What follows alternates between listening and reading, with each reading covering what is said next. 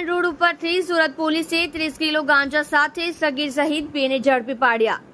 સુરતના હજીરા સાયણ રોડ પર વરિયાવ ગામ જકાત નાકા પાસેથી ગાંજાના જથ્થાથી હેરાફેરી થતી હતી, જેથી 17 વર્ષના કિશોર સહિત બે વ્યક્તિને ઝડપી પાડ્યા છે। પોલીસે બંને પાસેથી 30 કિલો 300 ગ્રામ ગાંજાનો જથ્થો તથા બાઇક મળી હતી। કુલ રૂપિયા 3.64 લાખનો મુદ્દામાલ જપ્ત કરાયો છે। ગાંજો મોકલનાર અને મંગાવનાર બે વ્યક્તિને વોન્ટેડ જાહેર કર્યા છે। હજીરા સાયણ રોડ પર વરિયાવ ગામ જકાત નાકા પાસેથી એક GJ5PX 1757 નંબરની બાઇક પર 17 વર્ષનો છોકરો અને અન્ય એક વ્યક્તિ ગાંજાની જથ્થાની હેરાફેરી કરે છે। આ બાતમીના આધારે વરિયાવ જકાત નાકા પાસે ગોકુલ ફાર્મની બાજુમાં પસાર થતા રોડ ઉપર ક્રાઇમ બ્રાન્ચે સાંજે 5 વાગ્યાના અરસામાં વોચ ગોઠવી હતી।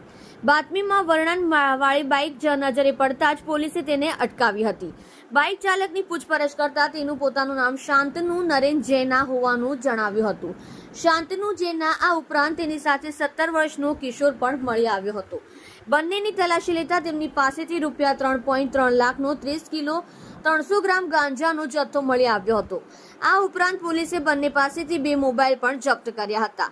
પોલીસે બંને પાસેથી ગાંજાનો જથ્થો, 2 મોબાઈલ, રોકડા રૂપિયા 310 અને રૂપિયા 50,000ની બાઇક મળી કુલ રૂપિયા 3.64 લાખનો મુદ્દામાલ કબજે કર્યો છે। આ ઉપરાંત પોલીસે ગાંજાનો જથ્થો પૂરો પાડનાર તથા મંગાવનાર એમ 2 વ્યક્તિને વોન્ટેડ જાહેર કરી કાયદેસરની કાર્યવાહી હાથ ધરી છે। જોડાઈ રહો સત્યની શરૂઆત ન્યૂઝ ચેનલ સાથે અને જુઓ તાજા સમાચાર। છેલ્લા ઘણા સમયથી સુરત શહેરમાં નો ડ્રગ્સ ઇન સુરત સિટીનું એક અભિયાન ચાલે છે। એ અભિયાન અંતર્ગત ગત તારીખ 5/4/24ના રોજ સાયણ રોડ પરથી કોઈ બે ઈસમો એક્સેસ ઉપર ગાંજો લઈને આવે છે એવી ખાનગી બાતમીના આધારે 2 ઈસમોને ક્રાઇમ બ્રાન્ચની ટીમે ઝડપી પાડેલ છે, જેમાં એક્સેસ ચેક કરતાં 30 કિલો ગાંજો જેની કિંમત 3,03,000 તથા એક્સેસ કુલ મળીને 3,64,000 રૂપિયાનો મુદ્દામાલ કબજે કરેલ છે, જેમાં એક આરોપી જ્યુએનઆઈલ છે, બીજો આરોપી છે શાંતનુ નરેન્દ્ર જૈના, એ કડોદરા રોડ જોડવા પાટિયાનો રહેવાસી છે, મૂળ રહે ઓડિશા જિલ્લાનો રહેવાસી છે।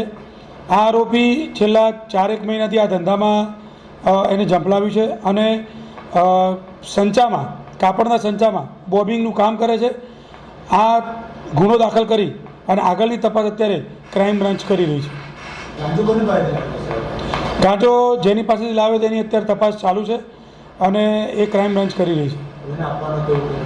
એ તપાસ આગળ ચાલુ છે, એમાં વિગતો ખુલશે। હાલ આરોપી રિમાન્ડ ઉપર છે અને એની તપાસ ચાલુ છે।